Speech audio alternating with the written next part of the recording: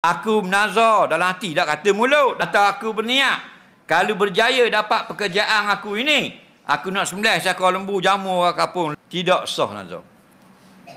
Kerana nazar wajib talafuz, mesti berlapah pada lisan.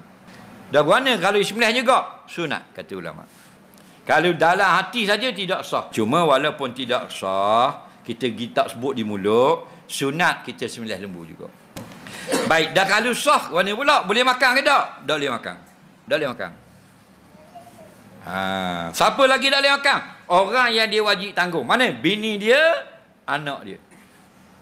Orang yang dia tak wajib tanggung, boleh makan. Adik-beradik dia wajib tanggung, boleh makan. Pak tua dia tak wajib tanggung, boleh makan.